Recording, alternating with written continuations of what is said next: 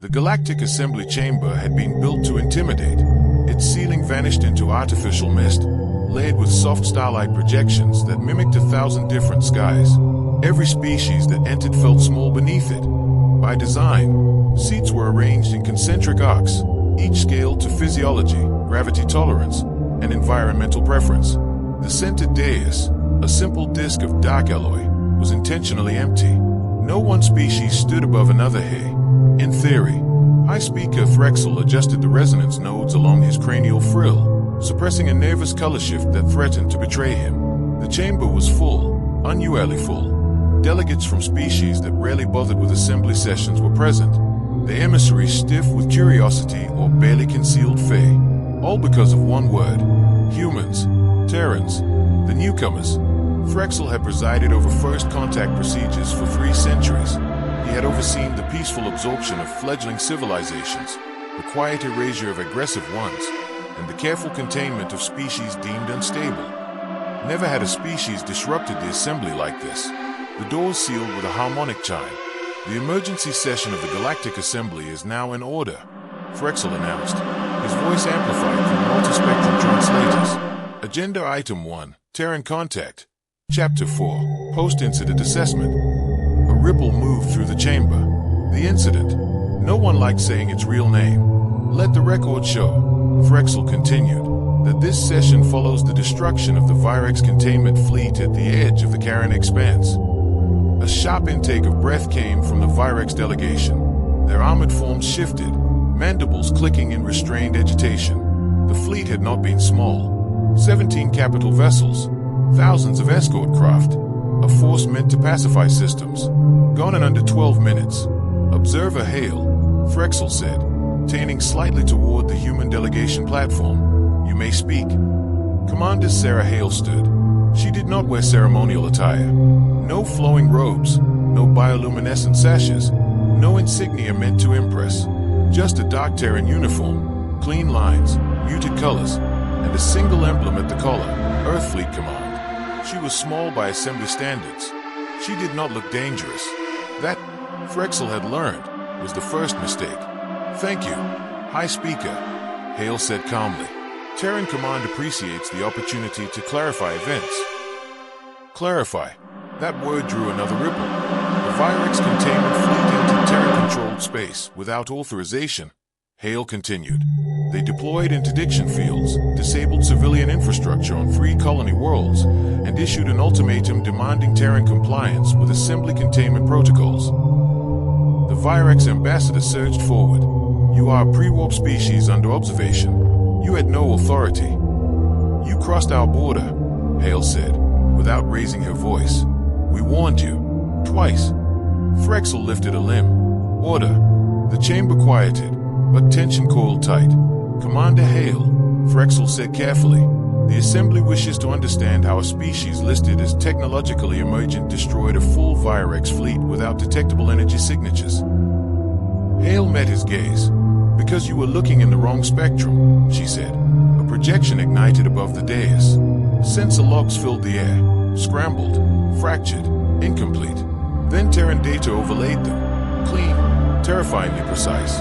You monitor hyperspace, subspace, and quantum slip, Hale explained. We don't rely on any of those. The chamber leaned in as one. We use real space, Hale said. Silence. Impossible, muttered a Kesh delegate. The energy cost is prohibitive if we brute force it, Hale agreed. We don't. The projection shifted again, revealing a Terran vessel schematic. Not elegant, not symmetrical, a brutal assembly of laid armor, heat sinks, and structural reinforcement. This is a Hammerfall-class response cruiser, Hale said. It doesn't fold space. It breaks it. The word translated poorly. Several delegates recoiled. You weaponized in Asia, Threxel realized quietly. Hale nodded. We learned early that physics doesn't care about treaties. A low murmur spread. The Virex fleet attempted to seize our ships, Hale continued. They underestimated us. The Virex ambassador hissed. You slaughtered them. Hale's expression did not change. They fired first, she said. We finished it. The projection replayed the moment the Virex command ship had vanished. crumpled into a singularity-like collapse, then torn apart as space-time rebounded. Terran doctrine, Hale said, is simple. If you come for our people, we end the threat. Completely. Frexel felt something cold settle into his core. This was not posturing. This was not bravado. This was a species stating a fact. Commander Hale, Frexel said slowly, the Assembly's concern is escalation. Your response was disproportionate. Hale tilted her head slightly. High Speaker, she said, with respect, what you call escalation, we call survival. The words echoed. For generations, Hale continued, you've categorized species into neat boxes. Passive, aggressive, containable, useful. Several delegates shifted uncomfortably. You tried to put us in a box, Hale said. We don't fit. Frexel glanced at the data feed scrolling beside him. Casualty estimates, structural damage analyses, predictive models, all flashing warnings. One model pulsed red. Projected Terran military expansion, unbounded. Then tell us, Frexel said quietly. What do humans want? Hale did not answer immediately. When she did, her voice was steady. We want what every species here wanted when they first reached the stars, she said. To explore, to trade, to be left alone. A pause. And if that's not possible, Hale added, we want the right to defend ourselves. The chamber was silent again. Somewhere in the back, a delegate whispered a phrase that translators struggled with before settling on a Terran equivalent. Predator. Hale heard it. She did not object. If the Assembly wishes peace, Hale said, Terran Command is open to negotiation. And if we don't, the Virex ambassador demanded. Hale looked directly at him. Then Chapter 5 writes itself.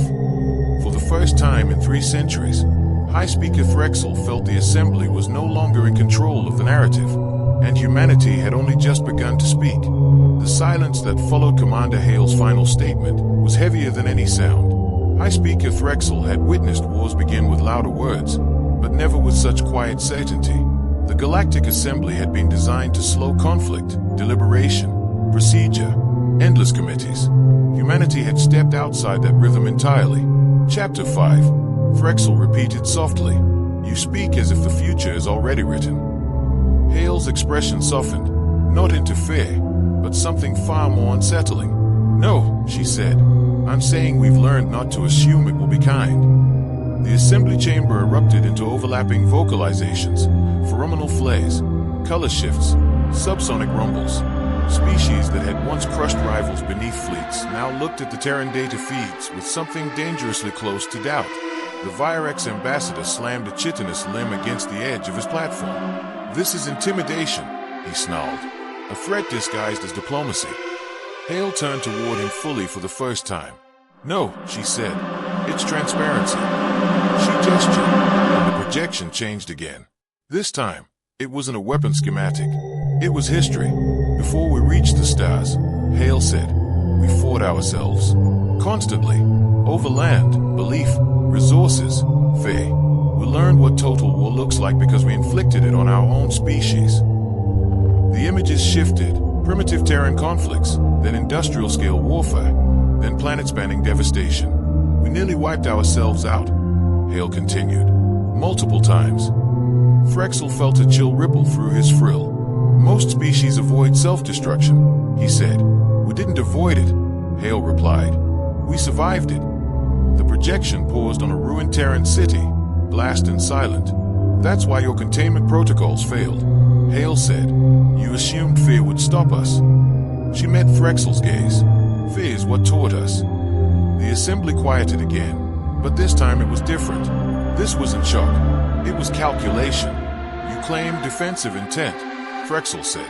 Yet your technology suggests offensive potential far beyond current galactic norms. Hale nodded once. Correct. A few delegates recoiled at the bluntness. We don't build weapons to intimidate, Hale continued. We build them so that no one ever doubts the cost of attacking us. She gestured toward the data stream labeled Hammerfall Doctrine. We learned something important, she said. If you can end a war in minutes, you prevent years of suffering. The Kesh delegate spoke, voice trembling through translator harmonics. That logic has justified atrocities. Hale did not deny it. Yes, she said, which is why we restrain ourselves. A pause. But restraint, Hale added, only works if it's respected. The Virex ambassador let out a sharp, mirthless hiss. You expect us to believe a species capable of this chooses not to dominate? Hale's answer came instantly. Yes. She tapped the control again. The projection widened, not to ships, but to stars. Terran space. Sparse. Scattered. Underdeveloped. You could expand faster, Frexel said slowly, reading the implications. Your propulsion, your industry, could swallow half a spire alarm in a century, Hale finished. We know. The assembly stared. We don't, Hale said simply, because we remember what it's like to be small. That struck deeper than any threat. You didn't just destroy the Virex fleet, Frexel said. You sent a message. Hale nodded. Yes. To whom? To anyone watching, Hale said. And everyone was watching. The assembly systems confirmed it. Dozens of passive observation arrays had spiked during the engagement. Neutral powers, silent empires, predators who preferred to wait and see. Humanity had not spoken to just one species. They had spoken to the galaxy. What happens now? Frexel asked. Hale exhaled slowly. Now, she said, you decide whether Terran contact continues as diplomacy or becomes deterrence. The chamber doors opened again, signaling the arrival of a late delegation. The archivists. They rarely attended sessions in person. Ancient, slow-moving, their crystalline bodies refracting light into unreadable patterns. When they spoke, the chamber listened. Human commander, the Archivist Prime resonated. Your species does not align with any known predictive model. Hale gave a small smile. We get that a lot. You are volatile, the Archivist continued, yet controlled, aggressive, yet restrained. You exhibit paradox. Hale spread her hands. That's humanity. The Archivist Prime shifted. Our records show a classification once used for a similar species, long extinct. The chamber tensed. They were labeled, the Archivist said, as adaptive apex survivors. Frexel felt his frill stiffen. That classification was retired, he said. For a reason, the Archivist replied. All eyes turned back to Hale. You are dangerous, the Archivist said. Not as accusation, but observation. Hale nodded once. Yes. You are also necessary, the Archivist added. That drew gasps. Explain, Frexel demanded. The galaxy is not as empty as it appears, the Archivist said. There are pressures beyond known borders, forces that do not negotiate. They consume. Hale's eyes narrowed slightly. We've seen hints. The Archivist focused on her, and you built accordingly. Silence again. The Assembly has debated how to respond to the coming DAC, the Archivist continued. But debate will not stop it. Frexel understood then. Humanity wasn't just an anomaly. They were a solution no one had wanted to acknowledge. Terran Commander, Frexel said slowly, are you aware that by existing as you do, you destabilize centuries of galactic balance? Hale considered that. Balance, she said, is only comfortable for those on top. She straightened. We're not here to rule, Hale said. We're here to stand. And if the galaxy falls? Frexel asked. Hale's voice hardened, not with anger, but resolve. Then we'll be the ones still fighting when it does. The Assembly vote followed. It was not unanimous. Nothing important ever was. But the resolution passed. Terran space reclassified. Sovereign power. Containment status. Revoked. Engagement protocol. Mutual respect or mutual destruction. When the chamber finally emptied, Frexel remained seated, staring at the fading projection of human-controlled stars. High Speaker, Hale said quietly, pausing beside him. For what it's worth, we didn't want this to start with Faye. Frexel looked up at her. But you accepted it, he said. Hale nodded. Fear fades. Memory lasts. She turned to leave. Hale, Frexel called. She stopped. What will you do next? Hale smiled. Not cruelly, not kindly. Chapter 5, she said, is about what happens when the galaxy realizes we meant every word. She walked out, and for the first time since the Assembly's founding, the stars felt smaller, not because humanity was weak, but because it was awake.